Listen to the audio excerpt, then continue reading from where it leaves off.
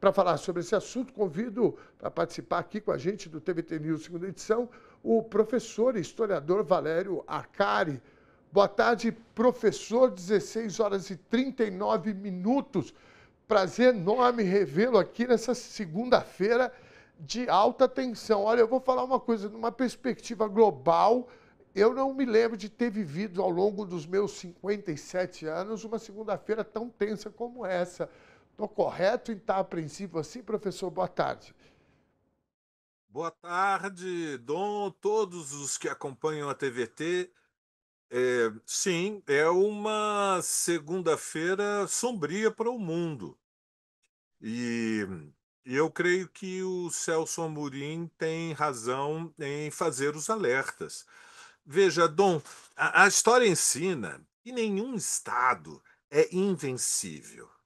Mas também ensina que nunca se sabe como vai terminar uma guerra quando ela começa. A rigor, ninguém pode antecipar o desenlace desta guerra iniciada por Israel contra o Irã, apesar do ataque dos Estados Unidos ter aberto o caminho para um comprometimento norte-americano irreversível. Mas eu creio que o essencial, Dom, é nós termos claro que a estratégia que prevalece em Tel Aviv é um movimento que nós podemos definir como nacional imperialista.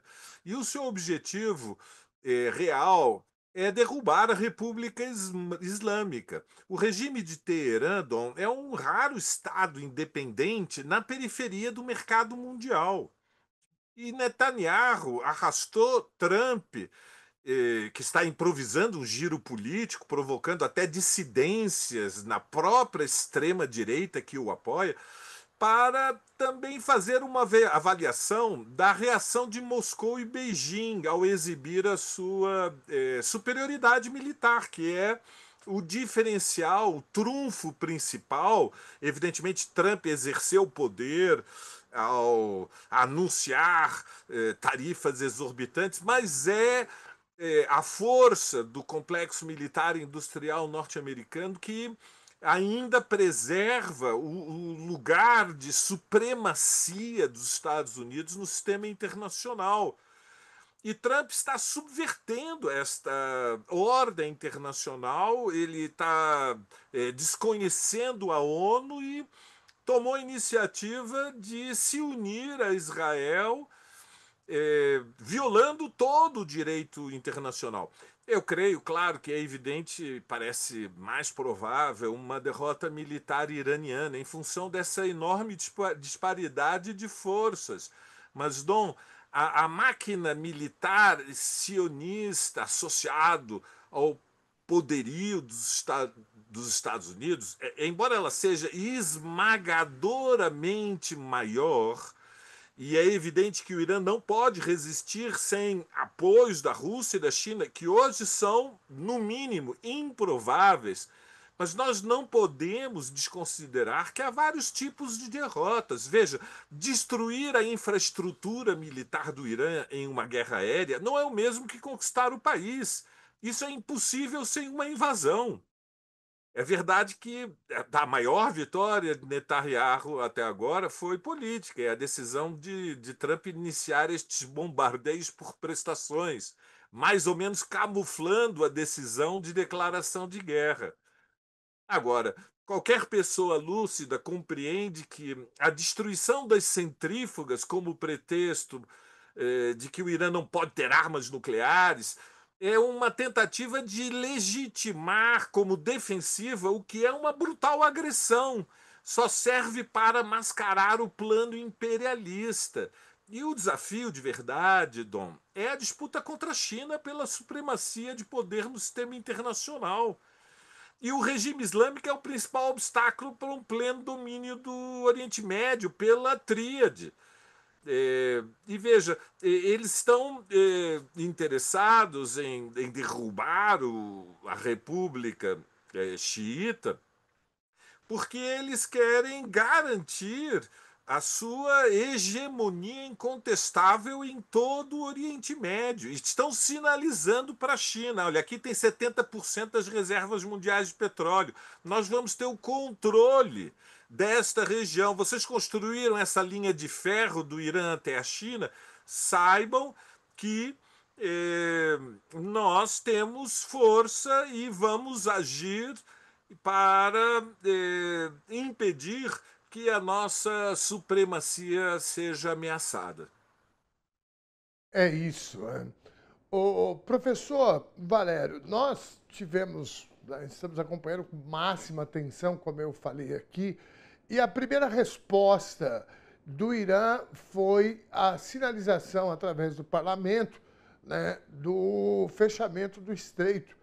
É, e isso foi um passo, né, estratégico do Irã, que o secretário de Estado, Marco Rubio, acabou fazendo um apelo para a China, né, dialogar com o Irã. Você acha que essa ação do Irã, caso os ayatolás resolvam referendar o que indicou o parlamento iraniano, pode haver uma mudança nesse cenário, não? Claro que pode, Dom. Veja, o Estreito de Hormuz é, é uma enorme vulnerabilidade para a circulação de alguma coisa em torno de 20% do petróleo mundial. E a sua interrupção produziria uma onda de choque no fornecimento mundial do petróleo, com uma escalada inflacionária com impacto sobre toda a economia mundial.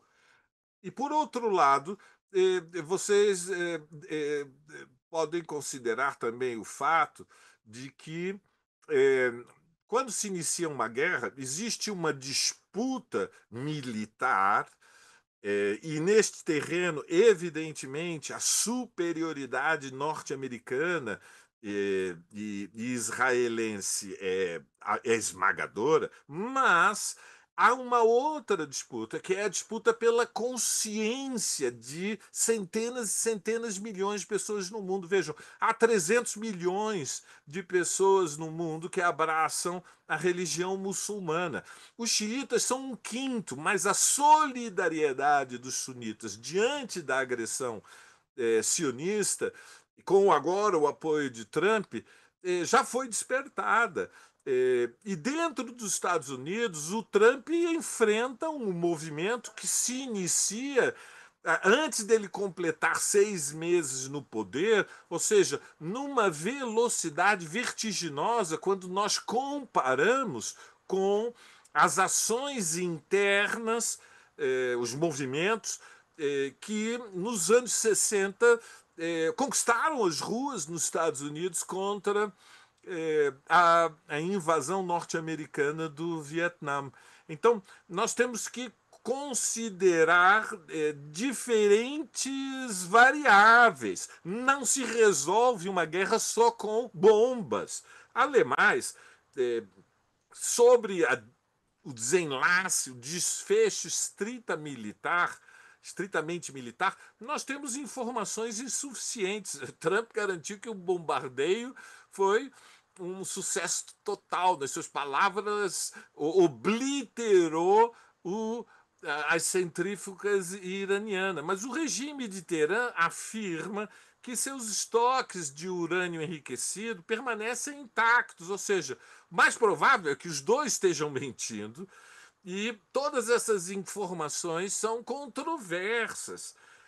O que eu diria, de qualquer maneira, que é seguro, é que, embora a situação militar seja muito desfavorável para o Irã, não é possível para o Tel Aviv e Washington deslocarem o governo da República Islâmica sem uma invasão, sem tropas no chão, boots on the ground, ou seja, sem um confronto cujo desenlace seria, a rigor, permanece imprevisível. Nós estamos falando de um país que tem mais de 90 milhões de habitantes. E nós vimos as dificuldades que os norte-americanos tiveram no Iraque, tiveram no Afeganistão. Um novo Iraque, um novo Afeganistão significa uma guerra por muitos anos. um conflito prolongado. Trump pode sustentar dentro dos Estados Unidos indefinidamente um estado de guerra permanente. Tudo isto são variáveis ainda indefinidas. Câmbio, Dom. Muito bem. Caso os Estados Unidos, essa guerra se prolongue e o Irã sofra invasão, como é que você avalia a posição geográfica do Irã? Porque a natureza meio que blindou esse pequeno país no coração do mundo. Como é que você avalia essa característica do Irã, professor?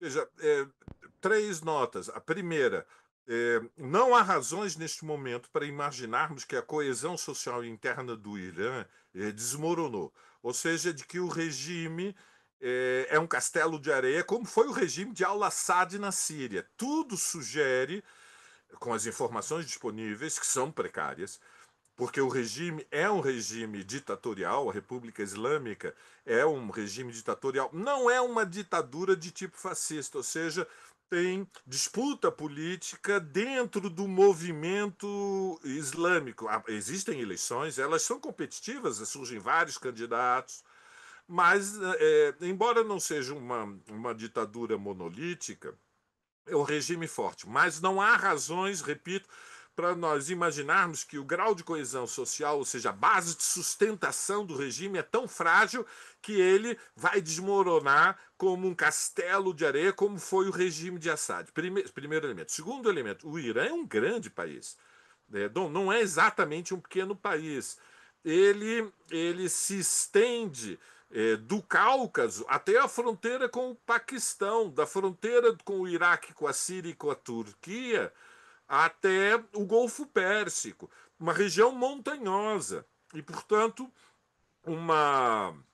Existem as guerras regulares e as guerras irregulares. Não seria somente uma guerra entre exércitos, seria uma guerra entre exércitos, mas existe a Guarda Revolucionária. A Guarda Revolucionária é uma força militar politicamente muito motivada, que se dedicaria, evidentemente, a ações de guerrilha.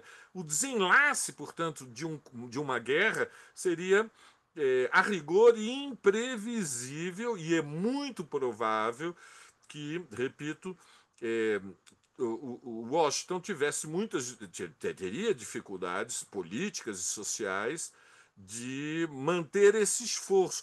Lembrando aqueles que nos acompanham, no Iraque, se estima que o custo da guerra foram 3 trilhões de dólares. 3 trilhões, para nós termos um sentido das proporções, o PIB brasileiro é, é calculado em torno de um pouco acima de 2 trilhões de dólares.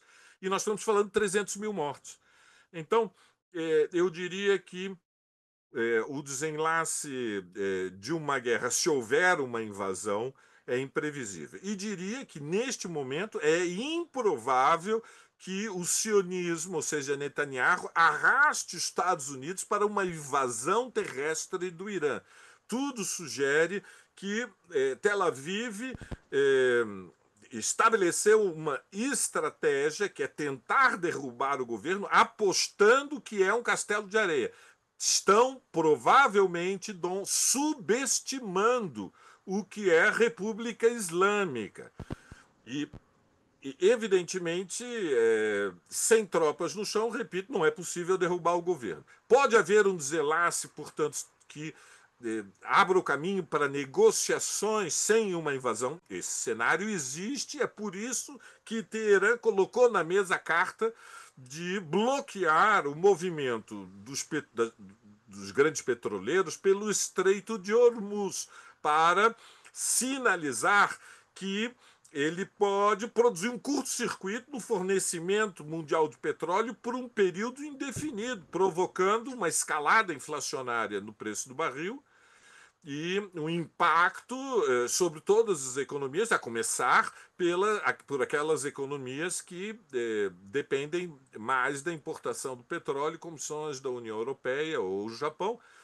Hoje os Estados Unidos ainda importam, mas muito menos do que até 10 anos atrás. Houve uma expansão muito grande da produção interna de petróleo dos Estados Unidos. Mas ainda assim, nós estamos falando de preços que são definidos internacionalmente. E lembremos, o Irã é o terceiro país mais poderoso da OPEP. É o terceiro país mais poderoso da OPEP, não é um fornecedor irrelevante no mercado mundial de petróleo. Câmbio, Dom. Muito bem. Professor, para a saideira, durante muito tempo, muita gente, inclusive eu aqui, a gente achava o seguinte: fora, tem alguns países que assim realmente não pode ter, né, capacidade de criar uma bomba atômica. Você me ouve, professor? Sim, sim, eu ouço Ah, ok. perfeitamente, Dom.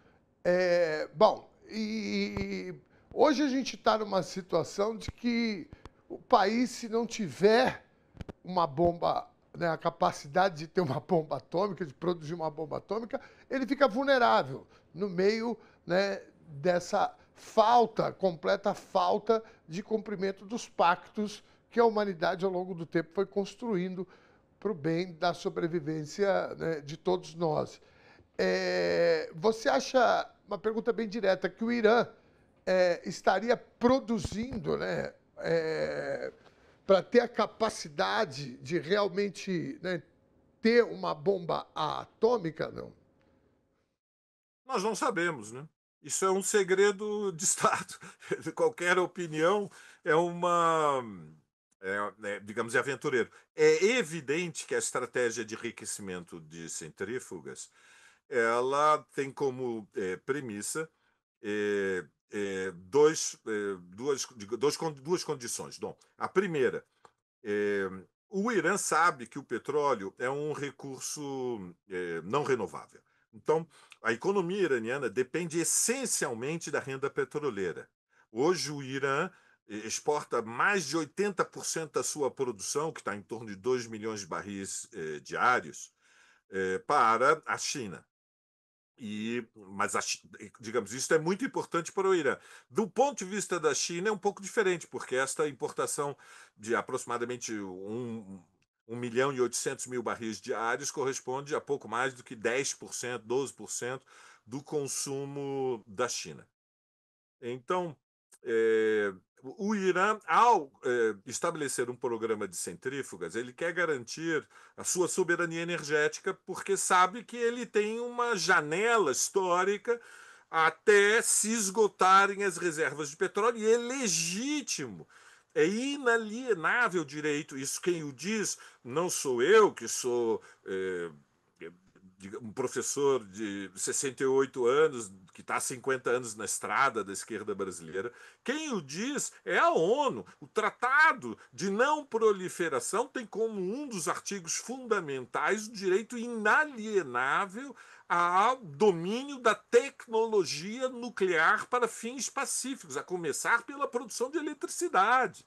Então, isto é um primeiro condicionamento que nós devemos ter lucidez. Um segundo, evidentemente, o Irã não pode ignorar que o Estado de Israel tem um arsenal nuclear que é um dos maiores do mundo. Se estima que Israel deve ter algo entre 90 e 120 ogivas nucleares, o que é bastante para destruir o Irã e metade do mundo, só para nós termos sentido das proporções. Portanto, é compreensível que um Estado independente que tem um governo dirigido por uma igreja, partido, exército, é, busque também a sua segurança militar através da produção da ogiva. Isso seria, digamos, racional. Quero alertar, não seria, eu pessoalmente não sou a favor de que o Brasil busque a construção da bomba. Você sabe, era um dos planos da ditadura. Eles tinham, inclusive, uma área de testes na Serra do Cachimbo, na Amazônia brasileira. Eu não sou a favor da energia nuclear. Eu não creio que as soluções militares sejam as melhores para resolver conflitos políticos e sociais. Como toda guerra, é um momento de irracionalidade, de bestialidade, de brutalidade, de violência. E, portanto, é incivilizado o caminho militar. Mas creio que o Irã tem o direito de se defender diante de Israel. Então, é neste contexto que nós temos que equacionar a operação ideológica de Tel Aviv. Dom, para concluir, a, a narrativa construída por Netanyahu e agora por Trump, que o Irã não pode ter uma bomba nuclear, é um pretexto. Ou seja, é uma manipulação da consciência de milhões e milhões e milhões de pessoas. Eles tentam se legitimar dizendo: nós é que estamos nos defendendo. O perigo para a paz mundial é o Irã. Eles querem construir a bomba. Eles não podem ter a bomba. Para defender a paz e a humanidade, nós fazemos a guerra. Claro, esse discurso é intrinsecamente contraditório. Percebem? O Irã é o perigo para a paz mundial. Mas como nós temos que derrotar o Irã, nós começamos a guerra que o Irã começaria contra nós. É uma insanidade esta narrativa. Qualquer pessoa com um pouco de equilíbrio e lucidez compreende que o caminho da negociação, em que o Irã garante a sua soberania energética, mas também tem garantias de que a sua soberania política não está ameaçada, é o melhor caminho. Na verdade, é uma camuflagem, Dom, é uma manipulação, é uma fraude. O que se trata não é de impedir o Irã de ter a bomba. O que se trata é derrubar o Estado iraniano. Por quê? Porque é um Estado independente no Oriente Médio. E associadamente, eles estão testando. Estão testando Moscou e Beijing. Eles estão mostrando os músculos. Estão usando os superbombardeiros. Estão usando as superbombas. Estão mostrando a potência da força de aniquilação militar do Império. E estão desafiando Beijing e Moscou. Vão encarar? Vocês vão encarar?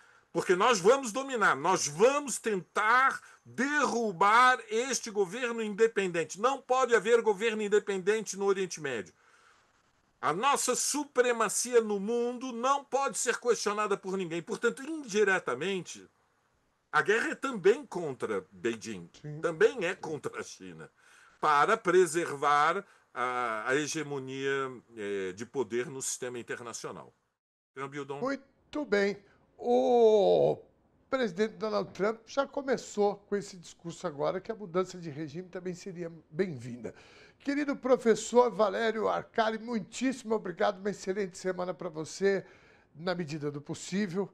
Estamos por aqui e você, por favor, de prontidão aí, porque a qualquer momento posso acioná-lo aí, o nosso míssil Valério Arcari. Sempre alerta, como os escoteiros, sempre alerta.